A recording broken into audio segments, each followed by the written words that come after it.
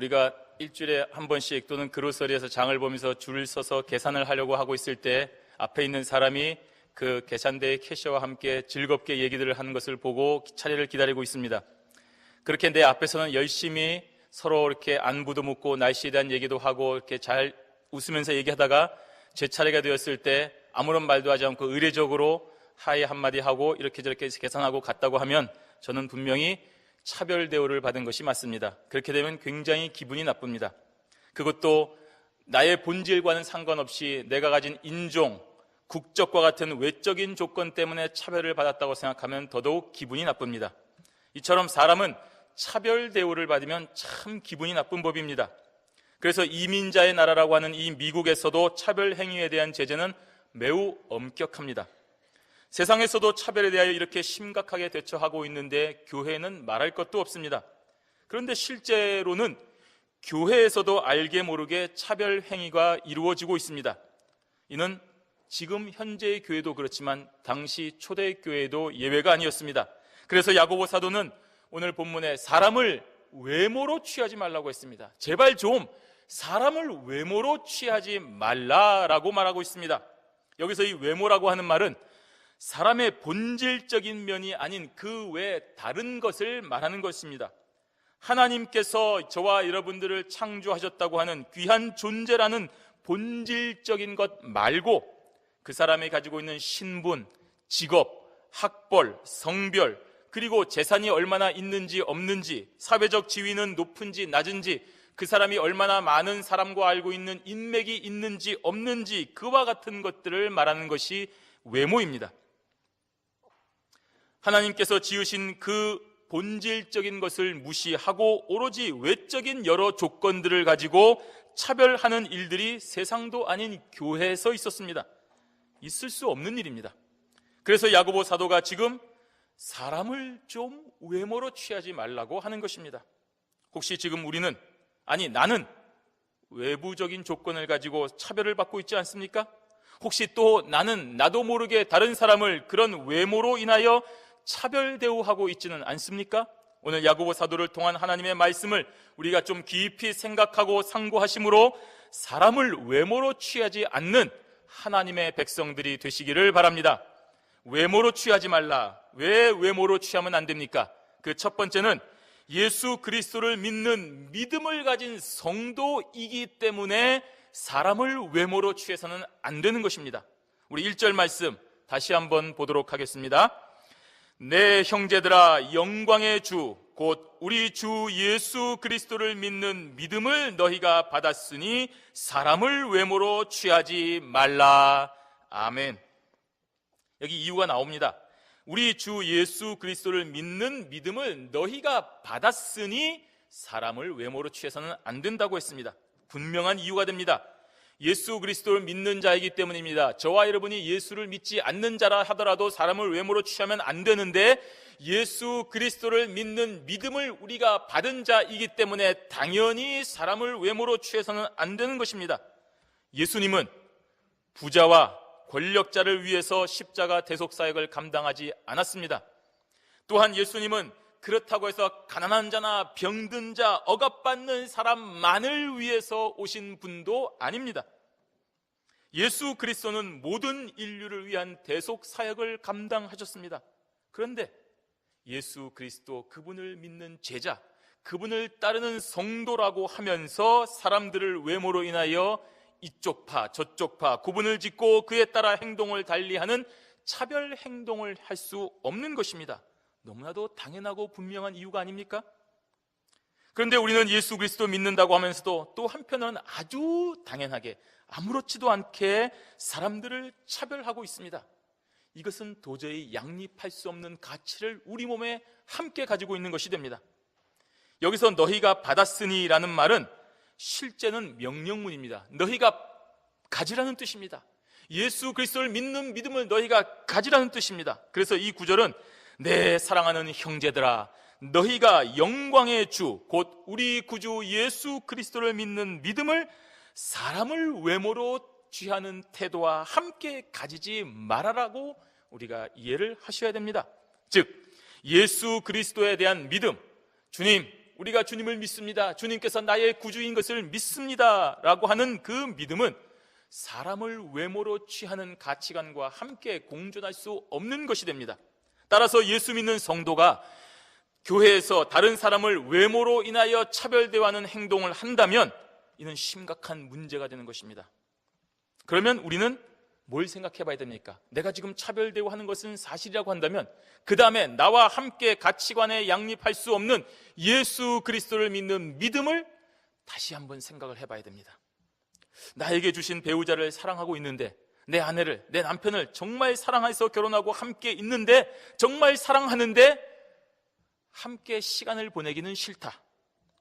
다른 사람에 대해서 내가 더 최우선의 시간을 가지고 배려한다면 이것은 사랑이라고 할 수 없습니다. 다시 생각해 봐야 됩니다. 사랑하지 않거나 내가 사랑한다고 착각을 하고 있는 것입니다. 예수 그리스도가 나의 죄를 위하여 십자가에서 죽으셨음을 믿고 그를 따르는 성도가 되었다고 한다면 또한 그분을 따라 그분의 가르침을 지키는 것이 참된 제자입니다. 그런데 성도가 교회에서 누구는 나에게 유익이 되니 저 사람은 내가 좀 사랑해주고 돌봐주고 보살펴주고, 누구는 나에게 별 도움이 안 되니 그저 그렇게 적당히 인사만 하고 지낸다면 이는 명백히 사람을 그 외부적인 조건, 즉 외모를 취하는 것이 됩니다.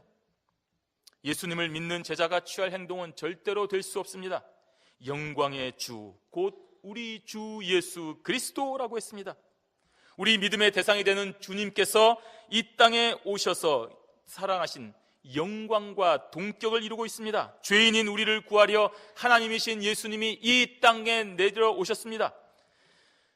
하나님의 뜻에 따라 스스로 낮아지신 자기 비하의 삶을 살았던 예수님을 하나님께서는 높이셔서 온 우주의 가장 존귀한 이름이 되게 하셨으니 영광입니다.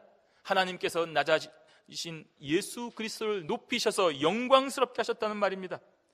따라서 예수 그리스도를 따르고 믿는 성도는 이러한 구주의 삶을 따라 자신을 죽이고 희생하고 낮은 자리로 가야 됩니다. 그 길을 갈 때 교회가 힘이 있습니다.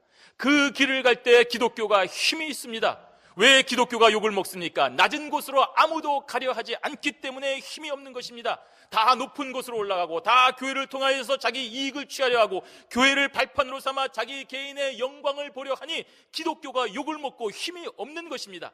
다른 사람은 몰라도 예수 그리스도를 믿고 따르는 신자 기독교인은 다른 사람이 싫어하는 낮은 곳으로 스스로 내려가야 그곳에 힘이 있다는 말입니다.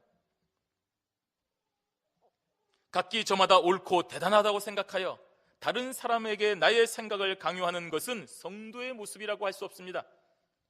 다른 사람의 말을 진심으로 들어주고 최대한으로 용납을 해주고 이해해주고 끝까지 인내하며 그들의 삶과 함께 하는 것이 바로 예수 그리스도를 따라가는 제자의 길입니다. 저와 여러분이 다른 사람의 삶을 무엇으로 해결해 줄 수 있습니까?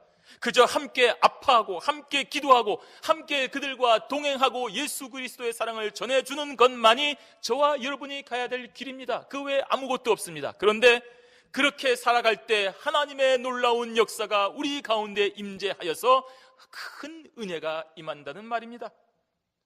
그런데 그런 제자의 길이 실제로는 그렇지 못하니 하나님으로부터 책망의 말씀을 듣게 되는 것입니다. 우리 2절에서 4절까지의 말씀을 함께 읽도록 하겠습니다. 2절에서 4절까지의 말씀 함께 읽습니다. 만일 너희 회당에 금가락지를 끼고 아름다운 옷을 입은 사람이 들어오고 또 더러운 옷을 입은 가난한 사람이 들어올 때에 너희가 아름다운 옷을 입은 자를 돌아보아 가로되 여기 좋은 자리에 앉으소서 하고 또 가난한 자에게 이르되 너는 거기 섰든지 내 발등상 아래 앉으라 하면 너희끼리 서로 구별하여 악한 생각으로 판단하는 자가 되는 것이 아니냐. 맞습니다. 지금 야고보 사도는 가장 빈번하게 일어나는 실제 예를 들어서 분명한 메시지를 전해주고 있는 것입니다. 여기에 두 사람이 등장합니다. 한 사람은 금가락지를 끼고 아름다운 옷을 입은 사람입니다. 또 한 사람은 더러운 옷을 입은 가난한 사람으로 대비되고 있습니다. 당시에 금가락지를 끼고 아름다운 옷을 입은 사람은 부자나 권력자를 말하는 것입니다. 권세 있는 관리거나 아주 유력한 유지, 부자를 말하고 있습니다. 반면 다른 사람은 아주 평범한 사람이거나 그렇지 못한 사람을 말하고 있습니다. 외형적인 조건이 분명하게 대비되는 사람들입니다. 이 비유의 요점이 어디에 있습니까? 그 다음에 있습니다. 그런 사람들을 보는 것까지는 어쩔 수 없습니다. 그런 사람들이 교회에 오는 것은 어쩔 수 없습니다. 그런데 그 다음에 너희가 돌아보아 라고 하는 말의 핵심이 있습니다. 이 돌아본다는 말은 그냥 예배 시간에 누가 왔나 돌아보는 것 아닙니다. 우리 교회 누가 왔나 그냥 보는 게 아니라 아주 유심히 본다는 것을 말하는 것입니다. 주목해서 보는 것을 말하는 것입니다. 아주 세심하게 관찰하는 것을 말합니다. 저 사람이 누굴까? 어떤 사람일까? 금가락지를 꼈구나, 좋은 옷을 입었구나, 옷이 더럽구나, 가난한 자구나. 교회에 모여있는 성도들이 그렇게 들어오는 사람을 어떻게 보고 있는가에 오늘 비유의 초점이 있습니다. 성도의 반응이 각각 달랐습니다. 같지 않았다는 말입니다. 교회당에 들어오는 사람들의 외적인 조건을 보고 대하는 태도가 달랐다는 말입니다. 외부적인 조건이 좋아 보이는 사람들, 손에 금가락지를 끼고 아름다운 옷, 좋은 브랜드의 옷을 입고 오는 사람에게는 서로 가서 좋은 자리가 여기 오니 여기에 앉으시옵소서라고 했습니다. 반면에 외적인 조건이 안 좋아 보이는 사람에게는 관심을 안 가지고 거기 앉든지 여기 밑에 내 발 밑에 앉든지 알아서 해 라고 했습니다. 의심할 여지 없이 명백한 차별 대우입니다. 외적으로 보이는 조건으로 사람을 판단해서 그에 따른 대우를 하고 있습니다. 교회에 유익이 되는 자가 누구냐, 교회에 발전이 되는 자가 누구냐, 그런 자들이 오면 다 같이 후한 대접을 하고 교회가 도움을 줘야 되고 교회가 보살펴야 되는 자들에게는 은근히 귀찮으니까 오면 오고 말면 말고라는 식의 반응을 보이며 홀대를 하고 있는 것이 바로 차별인 것입니다. 야고보 사도는 그러한 행위가 빈번하게 일어나고 있으니 그것을 실제 예를 들어서 지적을 하고 있는 것입니다. 너희끼리 서로 구별하는 것이 아니냐, 명백히 차별하고 있는 것 아니냐, 질문이지만 강조하고 있는 것입니다. 여기에 어떠한 변명도 할 수 없습니다. 실제로 그러했기 때문입니다. 이어서 악한 생각으로 판단하는 자라고 했습니다. 그러한 차별 행위가 하나님의 말씀에 위배되는 악한 생각이라는 말입니다. 여기서 이 생각이라고 하는 것은 심사숙고하고 깊이 생각하고 속으로 계산을 하는 것을 말하는 것입니다. 이러한 차별적인 행위가 그 순간 자기도 모르게 높은 사람이 오셨으니까 나도 모르게 고개를 숙이고 악수하는 그런 차원의 것이 아니라 부자와 빈자를 각각 어떻게 대우해야 나에게 또는 교회에 유익이 될까라는 것을 꼼꼼하게 계산해보고 따져보고 행동했다는 말입니다. 그러니 악하다는 말입니다. 사악한 행위라는 말입니다. 하나님께서는 사람의 외모를 취하지 않으셨습니다. 여러분은 선택하실 때 여러분의 외모를 가지고 선택하신 분이 아닙니다. 여러분의 학벌, 여러분의 가문, 여러분의 어떤 외적인 조건을 가지고 선택하신 분이 절대로 아닙니다. 그렇게 생각하면 우리는 하나님 앞에 내세울 것이 아무것도 없지 않습니까? 그런데 우리는 왜 사람의 외모를 따지는 것입니까? 왜 외적인 조건을 보고 우리가 차별 대우하는 것입니까? 이는 분명 하나님의 뜻이 아닙니다. 그렇게 하나님의 생각과 다르니 악하다는 것입니다. 하나님의 기준과 다른 것이 악한 것입니다. 하나님의 생각과 다른 것이 죄라는 말입니다. 이러한 악한 생각으로 잘못된 행동을 하는 성도에게 오늘 야고보 사도는 다시 한번 분명하게 그러지 말라고 권면하고 있는 것입니다. 우리 5절 말씀 함께 읽도록 하겠습니다. 내 사랑하는 형제들아 들을지어다. 하나님이 세상에 대하여는 가난한 자를 택하사 믿음에 부요하게 하시고 또 자기를 사랑하는 자들에게 약속하신 나라를 유업으로 받게 아니하셨느냐. 하나님께서 세상에 대하여는 가난한 자를 선택하셨고 그 선택하신 자를 믿음에 부요하게 만드셨다고 했습니다. 여기서 가난한 자는 세상이 가지고 있는 가치 기준으로 볼 때 가난한 자라는 말입니다. 초라하고 힘이 없는 사람을 말합니다. 그래서 세상 사람들은 그런 가난한 자, 초라한 자, 힘이 없는 자에게 관심을 가지지 않습니다. 자신의 목적을 따라 이용하고 버릴지언정 관심을 가지지 않습니다. 하지만 그러한 자들을 하나님께서는 외면하지 아니하시고 선택하셨습니다. 하나님께서 가난한 자에게 관심을 두신다는 말입니다. 그리고 그 가난한 자를 믿음에 부요하게 하셨습니다. 그렇다면 가난한 자는 경건하고 겸손하여 하나님만 바라보는 자이기 때문입니다. 세상 사람들이 관심을 가지지 아니하고 그 자신도 어디 기댈 데가 없고 오로지 하나님만 바라보기 때문에 하나님께서 그들을 관심을 가져주신 것입니다. 하나님은 외모를 보시지 아니하고 그 마음의 중심을 보시기 때문입니다. 그리하여 그렇게 하나님만 바라보는 가난한 자들에게 천국을 유업으로 주시는 것입니다. 이러한 하나님을 믿고 따르는 성도라고 하면서 실제로 정반대의 모습을 보여주고 있습니다. 가난한 자를 괄시했습니다. 6절 말씀 우리 함께 읽겠습니다. 너희는 도리어 가난한 자를 괄시하였도다. 부자는 너희를 압제하며 법정으로 끌고 가지 아니하느냐라고 했습니다. 너희는 이라고 했습니다. 앞에 5절에서 언급한 내 사랑하는 형제들, 야고보 사도가 이 서신을 쓰고 읽는 형제들을 말하는 것입니다. 하나님을 믿는 성도를 말하는 것입니다. 예수 그리스도가 나의 구주이십니다. 그분이 십자가에서 죽으심으로 내 죄를 사해 주셨습니다 라고 공개적으로 고백하는 성도를 말하는 것입니다. 그러한 성도가 도리어 가난한 자를 괄시하였도다 라고 했습니다. 이 괄시한다는 말, 가치 없는 것으로 취급한다는 것입니다. 사람은 사람인데 가치 없는 것으로 취급한다는 것입니다. 그래서 그 사람이 나타날 때마다 모욕을 주고 창피를 주는 것을 괄시라고 합니다. 성도가 가난한 자에게 멸시와 천대를 했다는 말입니다. 자신과 가난한 자의 분명한 선을 그었습니다. 너는 가난한 자, 나는 그렇지 않은 자라고 구분을 지었습니다. 분리했다는 말입니다.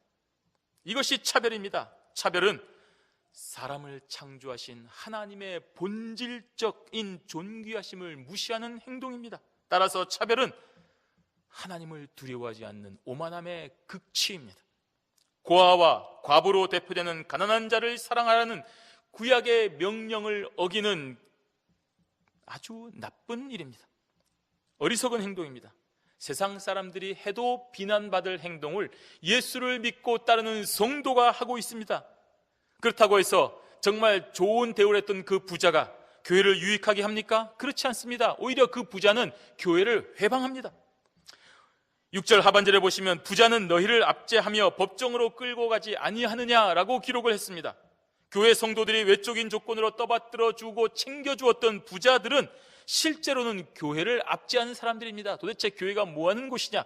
교회에 대하여 조금 관심이 있었을 수도 있습니다. 그래서 한번 나와줬을 수도 있습니다. 자신의 표를 얻기 위해서 정치인들이 때마다 교회를 방문할 수도 있습니다. 그래서 그 사람들을 세우고 뭔가를 좀 대우해줬을 수도 있습니다. 실제로 당시의 부자들은 돈 빌려주는 채권이나 채무관계에 얽힌 그리스도인들을 법정에까지 끌고 가서 마음대로 했습니다. 가난한 자라고 자비 베풀지 않았습니다. 같이 예수 믿는다고 해서 그 사람에게 편리를 봐주지 않았습니다. 자신이 가지고 있는 부와 권력을 이용하여 약한 자들의 인권을 아주 철저하게 짓밟아서 이익을 취했습니다. 그리고 거기에서 멈추지 아니하고 부자들은 종교적으로도 핍박을 가했습니다. 7절 말씀 함께 읽습니다. 저희는 너희에게 대하여 일컫는 바 그 아름다운 이름을 회방하지 아니하느냐. 앞에서 말한 압제는 세속적인 핍박이요 개인적인 핍박이라고 한다면 여기서는 종교적인 박해를 말하고 있는 것입니다. 성도를 법정으로 끌고 가서 압제하는 그 부자들, 아까 그 악랄한 부자들이 또한 예수 그리스도를 믿고 따르는 그리스도인이라는 아름다운 이름도 회방하고 있다는 말입니다. 자신들의 일에 방해가 되면 성도나 교회나 할 것 없이 다 가리지 않고 회방합니다. 저들에게는 이 세상에서 누리는 부와 권력에 가장 큰 관심을 가지고 있기 때문입니다. 그것보다 더 중요한 가치가 없기 때문입니다. 나라와 민족 또는 인류애라는 그 어떤 숭고한 이념이라 하더라도 저들의 이익에 위배가 된다면 다 회방합니다. 다국적 기업, 정말 자신의 이익 아니면 다 회방합니다. 당연히 거기에 그리스도인이라고 하는 아름다운 이름도 예외가 되지 않습니다. 특별히 그리스도인이라고 하는 그 이름은 저들의 최대 방해물입니다. 저들이 추구하는 가치관과 정반대의 길을 가라고 하는 자들이기 때문입니다. 이 세상에서의 만족, 이 세상에서의 재물, 이 세상에서의 권력을 가지고 정말 모든 것을 누리려고 하는 자들에게 그것이 아니라 좁은 길로 가라고 설명하는 그리스도야말로 정말 저들의 가치관과 정면으로 부딪히는 자들이기 때문입니다. 그렇게 무자비하고 신성 모독적인 자들에게 잘해주면서 하나님을 경외하고 겸손한 자세로 십자가의 길을 가는 가난한 자들을 괄시하는 것이야말로 어리석은 행동이 아니냐라고 지금 야고보 사도는 강력하게 질책하고 있는 것입니다. 저와 여러분은 구주 예수 그리스도께서 나를 위하여 십자가를 지셨다는 이 분명한 사실을 믿는 성도입니다. 따라서 내 몫에 태인 십자가를 지고 주님과 함께 한평생 걸어가겠다고 고백하고 있는 성도입니다. 그런 성도로서 세상이 주목하고 관심을 두는 자가 되시겠습니까? 아니면 하나님께서 관심을 두시는 가난한 자의 길을 가시겠습니까? 당연히 후자입니다. 가난한 자가 되셔야 됩니다. 그것이 바로 하나님의 나라를 유업으로 받기 때문입니다. 그렇다면 바로 지금부터 오늘 저와 여러분의 마음을 바꿔야 됩니다. 이 세상의 가치관이 아닌 하나님의 가치관을 따르는 자들이 되셔야 됩니다. 그러기 위해서는 세상의 성공을 바라보지 아니하고 하나님만 바라보셔야 됩니다.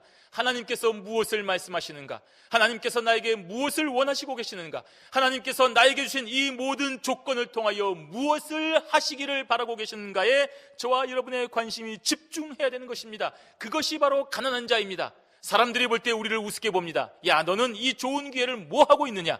너 왜 그 시간에 그렇게 낭비하고 있느냐라고 우리를 하찮게 여깁니다. 그리고 우리를 벌레처럼 멸시하고 괄시할 것입니다. 그러나 하나님만 바라보고 하나님께서 무엇을 원하시고자 하는 것을 따르는 가난한 자들에게는 하나님께서 관심을 두신다는 것을 반드시 기억하시고 예수 그리스도를 믿는 믿음으로 자기를 부인하고 하나님의 크신 은혜만을 기억하는 신실한 자들이 되셔서 절대로 사람을 외모로 취하지 않는 성도들이 되시기를 바랍니다.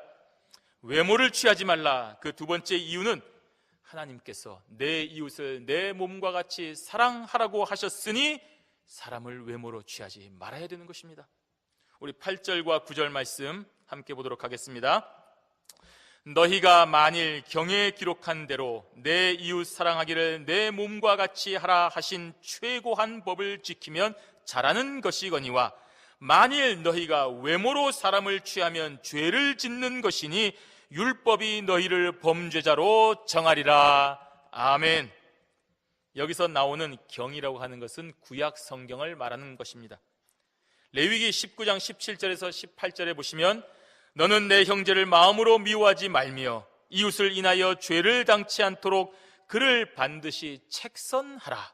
원수를 갚지 말며 동포를 원망하지 말며 이웃 사랑하기를 내 몸과 같이 하라. 나는 여호와니라 라고 기록을 하고 있습니다. 구약의 말씀입니다. 하나님의 말씀입니다. 이 말씀이 최고한 법이라고 했습니다. 이 최고한이라는 말은 왕에게 속했던 법이란 말입니다. 고상하고 숭고한 법이라는 말입니다. 즉 왕이신 하나님께서 주신 법이며 온 우주에 그 누구도 이 분명한 법을 침해할 수 없는 것이라는 말입니다. 그래서 예수 그리스도는 이 법을 가리켜 율법과 선지자의 강령이라고 말씀하셨습니다. 바로 이와 같은 차원에서 이웃을 내 몸과 같이 사랑하라는 명령을 지키는 것이 그리스도인으로서 마땅히 해야 할 일이며 잘하는 것입니다. 여러분, 잘하는 것입니다. 하나님의 명령을 지키는 것입니다. 그래서 그리스도인들이 만약 나에게 도움이 되고 나를 좋아하고 따르는 사람만이 아닌 모든 이웃에게 어떠한 편견이나 차별의식 없이 동일하게 사랑으로 대한다면 예수님께서 말씀하신 모든 율법을 지키는 것이 되기 때문에 잘한 행동이 되는 것입니다.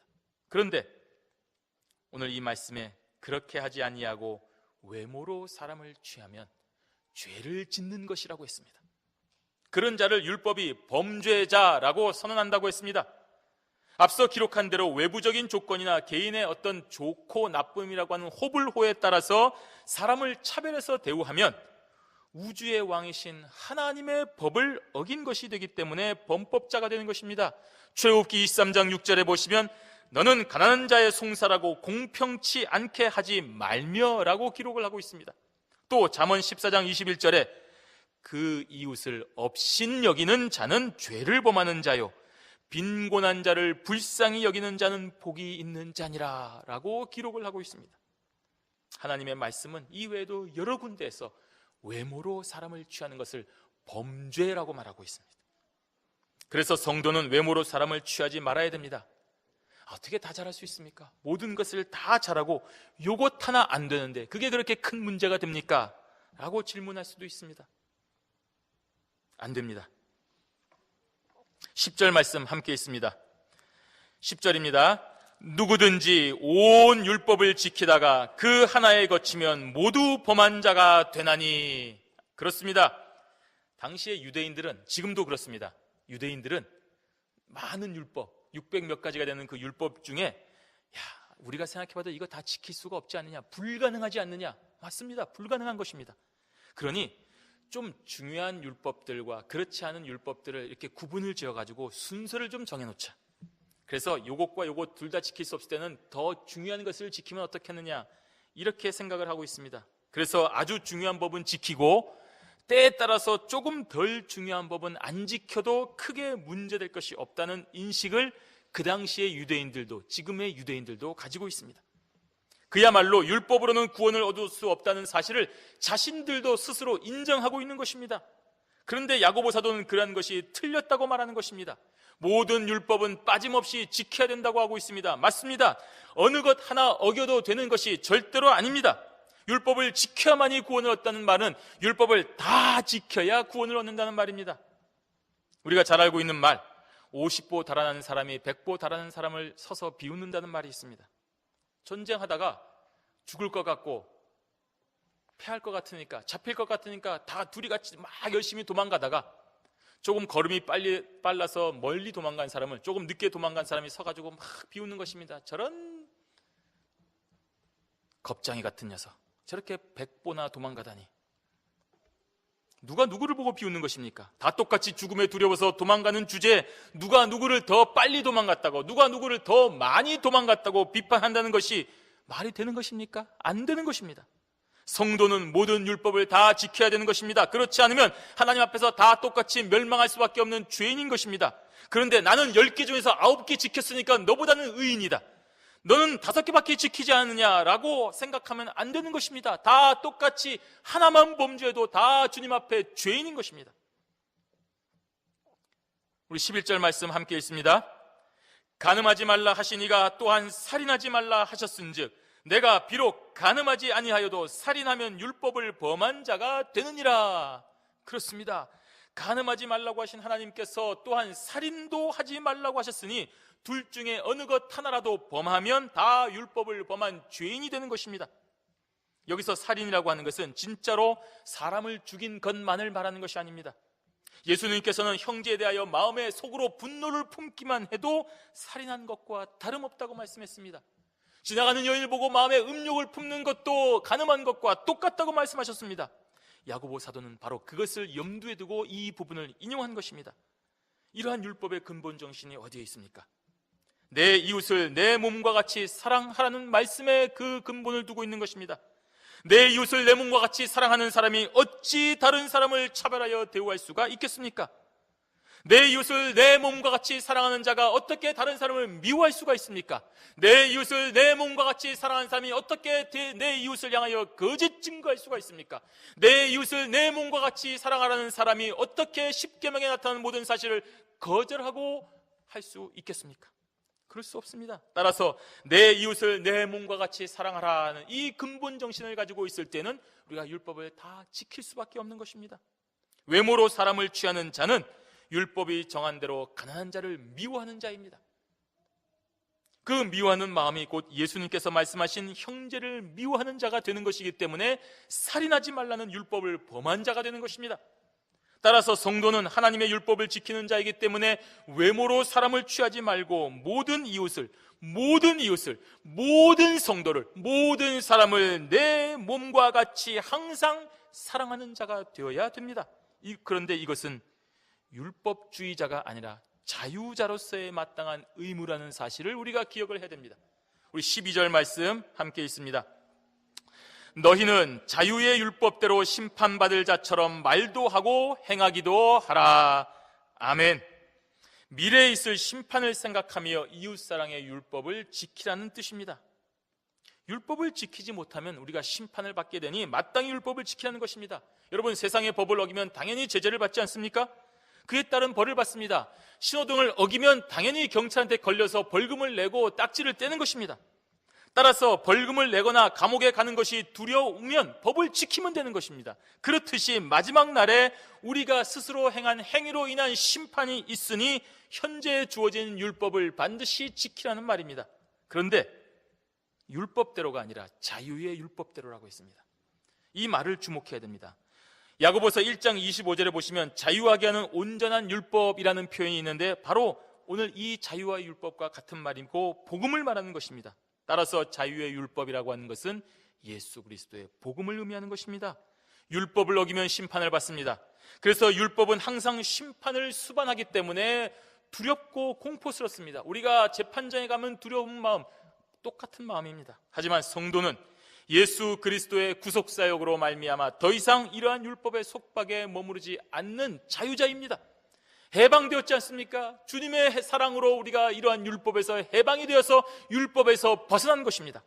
따라서 더 이상 율법으로 인하여 우리를 정죄하거나 억압받지 못합니다. 너 율법을 지켜야 돼. 너 왜 율법이 정한 대로 지키지 않아? 너는 이제 구원받지 못해. 그 누가 우리한테 말할 수 없습니다. 왜냐하면 우리 구주 예수 그리스도께서 이 율법에서부터 우리를 벗어나게 만들어주셨기 때문입니다.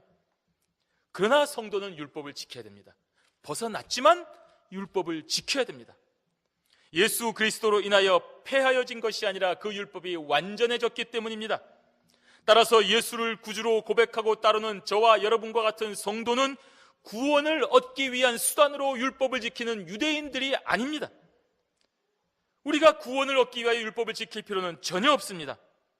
그러나 하나님의 자녀가 된 성도로서 마땅히 그 수준에 맞는 삶을 살아야 되기 때문에 율법이라고 하는 것을 더 강력하게 자발적으로 지키는 성숙한 그리스도인이 되셔야 되는 것입니다.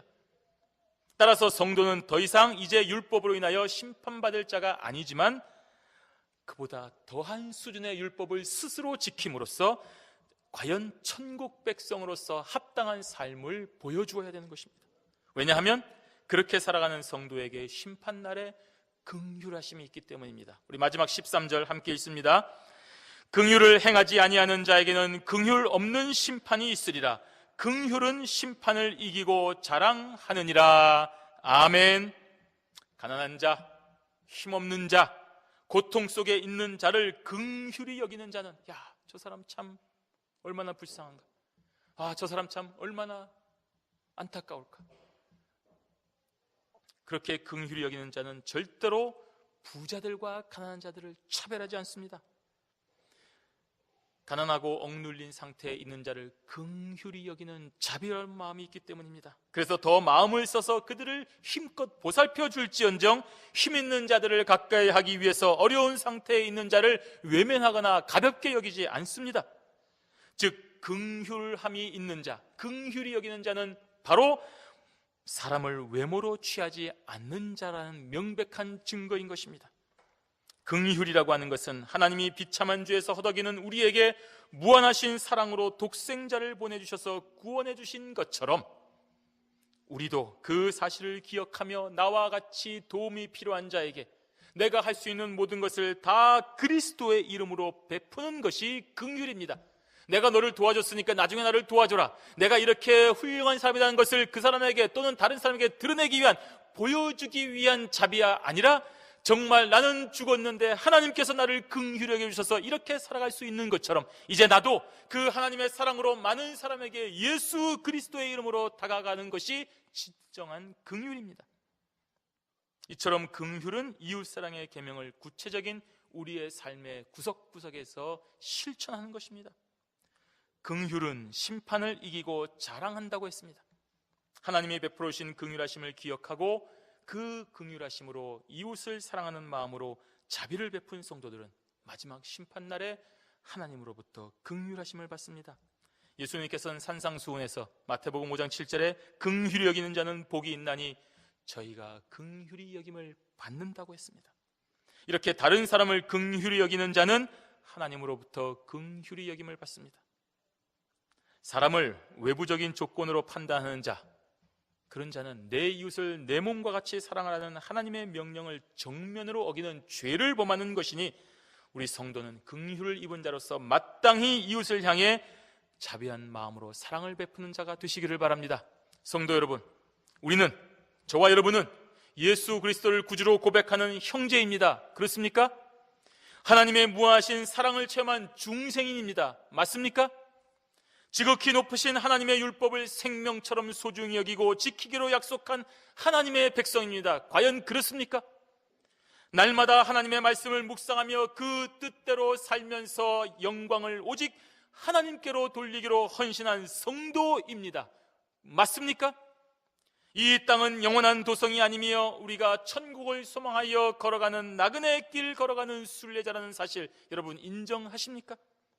한 영혼 한 영혼이 하나님의 형상을 닮아 각각의 존재 가치를 가진 소중한 사람임을 믿는 구원인이 저와 여러분입니다. 그렇게 고백되십니까? 이러한 신앙 고백을 하는 성도는 절대로 사람을 외모로 차별하지 않습니다. 할 수 없습니다. 무슨 일이 있어도 차별되고 할 수 없습니다. 누가 누구를 정죄한다는 말입니까? 도대체 누가 누구를 차별한다는 말입니까? 누가 누구를 왜 판단한다는 말입니까? 하나님의 크신 사랑과 자비하심으로 긍휼을 얻은 우리들이 어찌 다른 사람을 향하여 거짓된 미소와 억지 웃음으로 이용하며 버릴 수가 있습니까? 있을 수 없는 일이 아닙니까? 우리 주 예수 그리스도를 믿는 믿음으로 사는 성도로서 내 이웃을 내 몸과 같이 사랑하라, 내 이웃을 내 몸과 같이 사랑하라는 하나님의 율법을 끝까지 지키시고 순종하는 겸손한 신자가 되어서 마지막 날에, 심판의 날에 하나님의 긍휼하심을 얻는 경양의 성도들이 되시기를 주님의 이름으로 축원합니다. 아멘. 기도하겠습니다.